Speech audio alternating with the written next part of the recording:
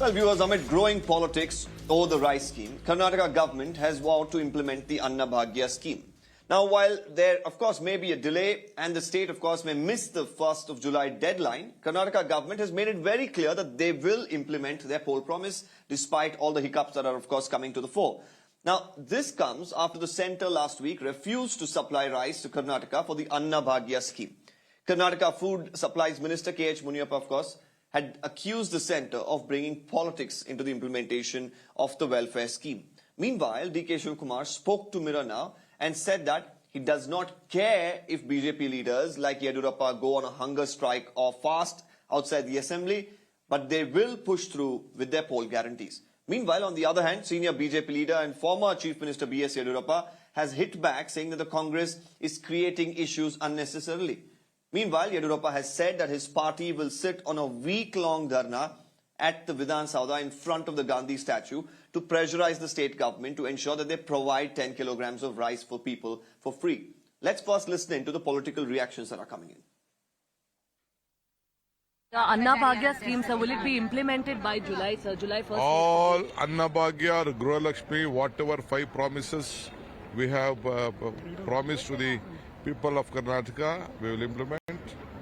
I don't mind Yediyurappa sitting day and night.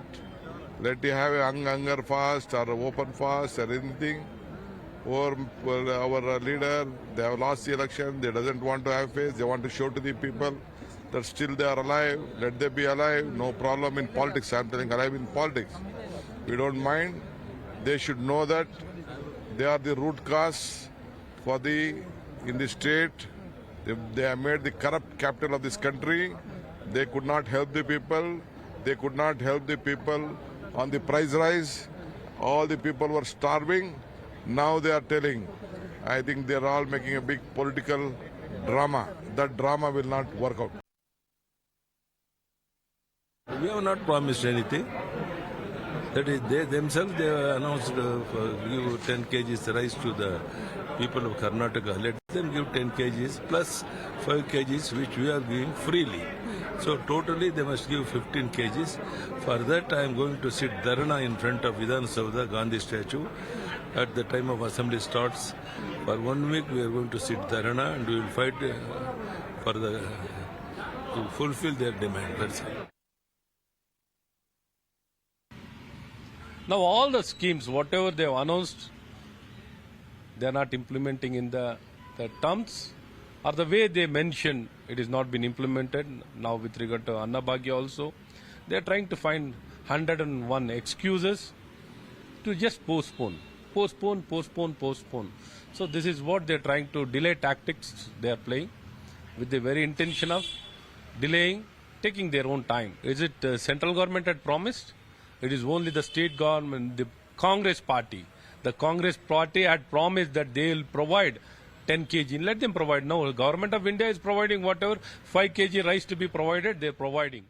Well, a host of political reactions, of course, that are coming in. This is not just today. It's been happening over the last few days. My colleague Neha is also joining us with more details. Well, Neha, at this point in time, there's a lot of politics playing, in Karnataka over this particular issue. But the real question here is there are actually people who did need this 10 kilos of rice. Some of them, of course, believe that this would help them quite a bit, save a little bit of money, help feed many people in the family. But at this point, the government is being very complacent. We heard one minister yesterday say, well, if not this month, we'll do it next month. So it seems like while, of course, we see politics, but as far as priority to implement this scheme, that seems to be taking a back seat.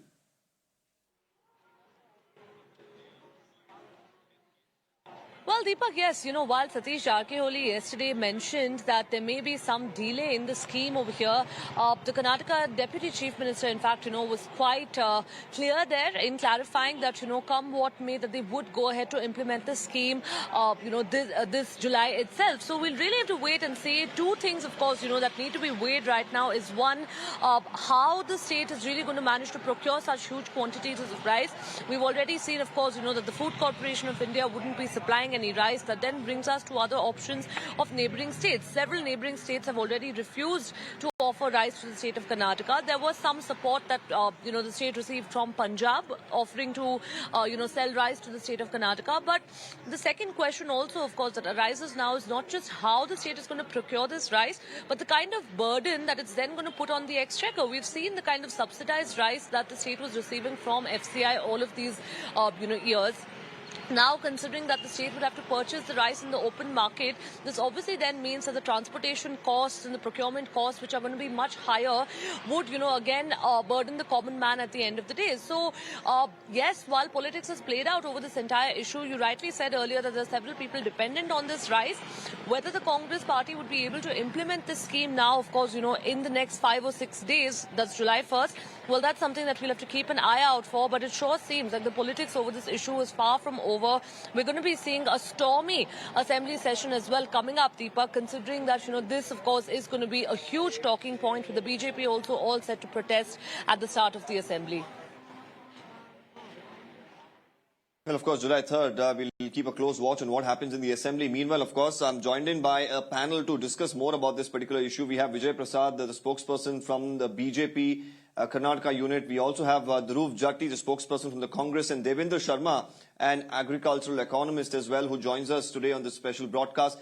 Very good evening to all of you all. I'd come to the Congress spokesperson first. Dhruv, this is an interesting and precarious situation for you. While, of course, you continue to blame the centre, that's been about 12 to 15 days now. Do we have a solution at sight for the people, of course, who've been waiting for this scheme? So, a very good evening, Deepak. The Congress party is in negotiations with the National Consumers Cooperative Federation, the Kendriya Bhandar, the National Agricultural Cooperative Marketing Federation, and this is in order to secure a rice for a one-year period. And the party is doing all it can to make sure that this scheme and the promise is fulfilled at the earliest. That's the efforts that's being made through by the Congress party. And I think it would be ignorant to put aside the fact that within 24 hours, the Bharatiya Janata Party played a big political game on the people of Karnataka by denying them an extra 5 kgs of rice. And this is something that, we need to keep. Karnataka, despite having close to about 25 Rajya Sabha MPs themselves at this point of time sitting in Delhi.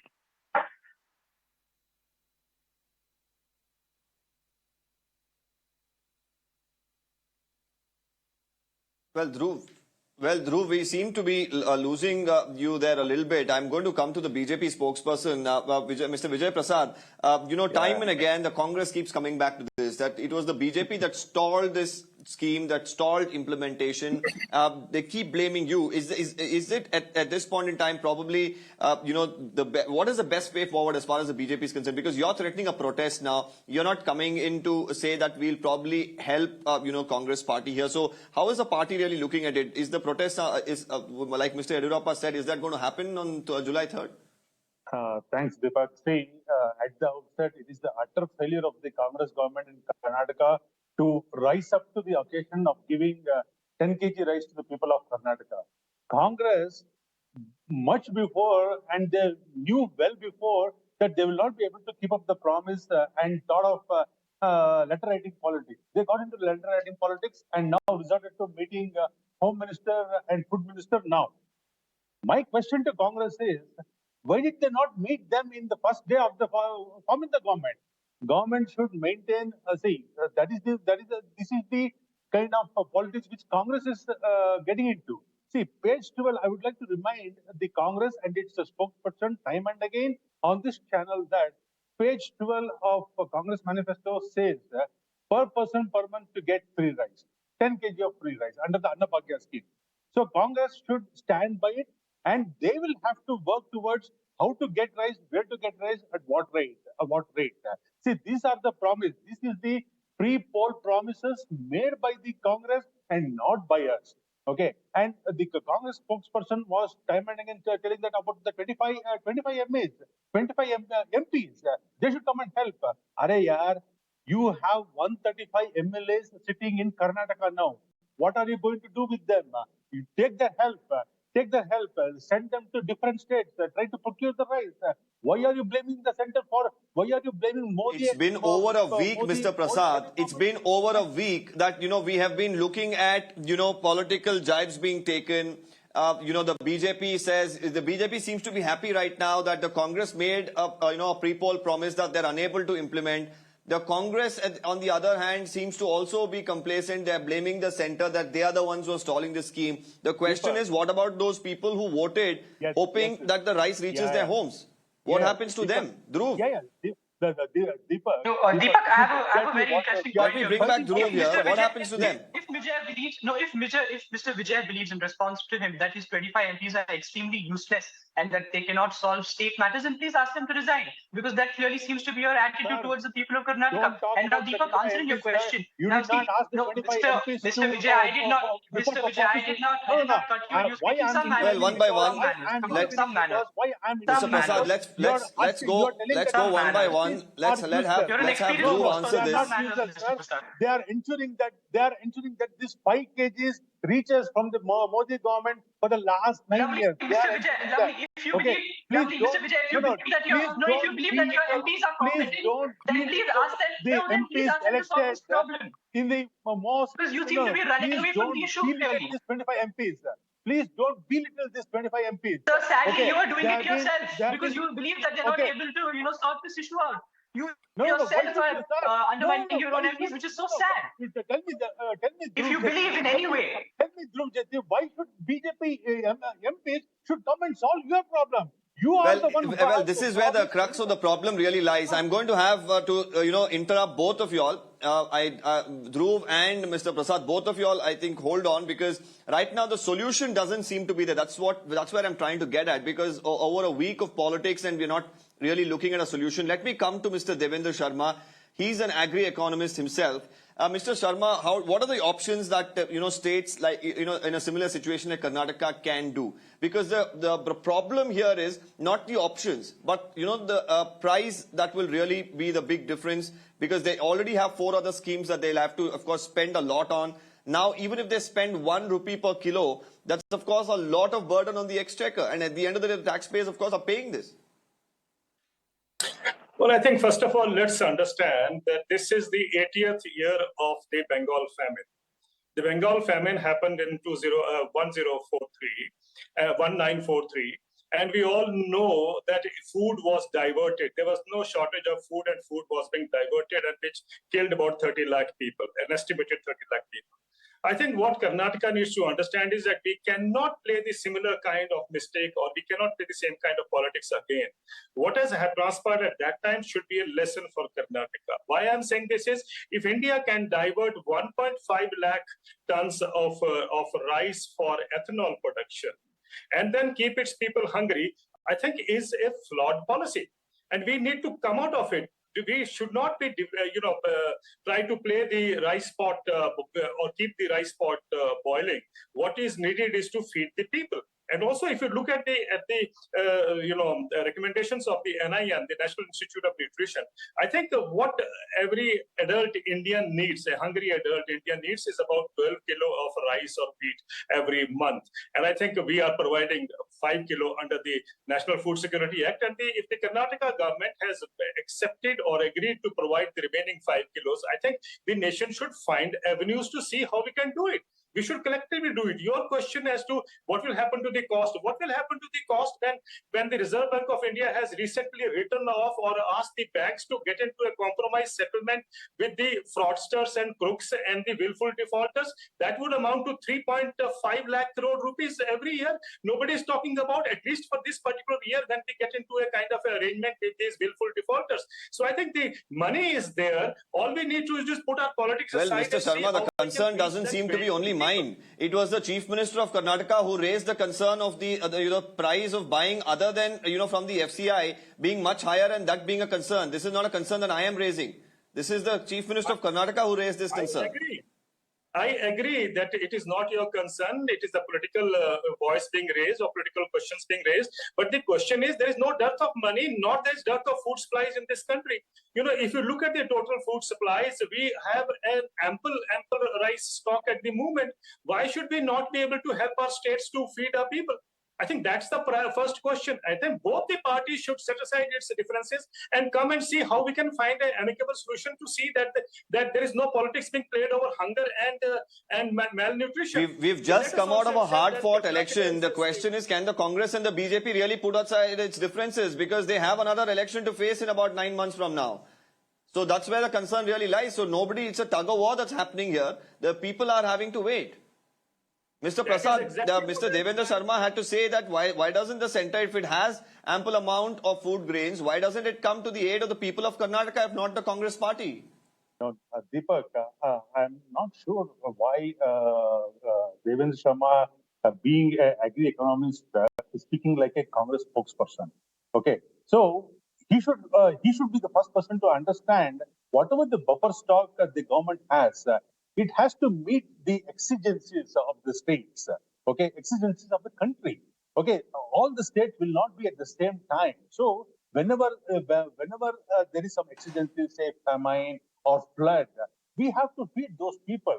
See, if Karnataka, because of these bold promises, which has promised 10 kg rice, and now they, let's assume if the center if accommodates Karnataka, and there will be other states, they will take cue from Karnataka, and they will start promising 10 kg, 15 kg, 20 kg. Where are we going to end this? The people should, whoever is talking, whether it's an agricultural economist or a Congress spokesperson, should understand. See, the first priority of the central government is to feed the 80 crore under the national food security, and they are the beneficiaries, and that is the first priority. And the next priority comes whatever the stock of, whatever the buffer stock we are talking about, it is only for the exigencies. It is not to meet the bold promises made by this Congress or any other political parties.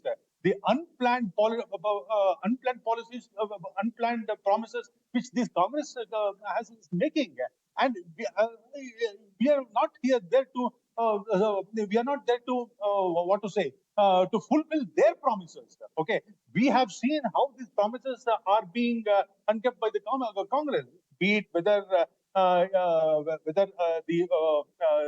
Gruha Jyoti scheme, it has become totally ATM Sarkara, and then it has become a conditions Sarkara and Droha Sarkara.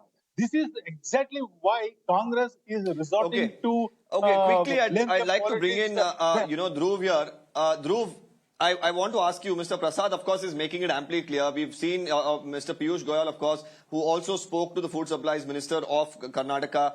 It's become pretty evident that the BJP believes this is not their promise, it's not their responsibility. The FCI does not have the rights to offer, and they're not going to give it. So for the Congress party, you did mention, of course, they are weighing their pros and cons and the options right now. What's the official communication given to you all, and what are you going to tell the people of Karnataka at this point in time? How earliest can we really see a solution here, and how much of a difference in cost is it going to be? Do we have any update coming in? Deepak, in terms of costs on the whole, we will only know once the mediation process between the Congress party of Karnataka and the central agencies, which I mentioned earlier, finish their rounds of talks, which is still going on at this point of time. But nevertheless, I'd like to point out two particular chronologies, because Mr.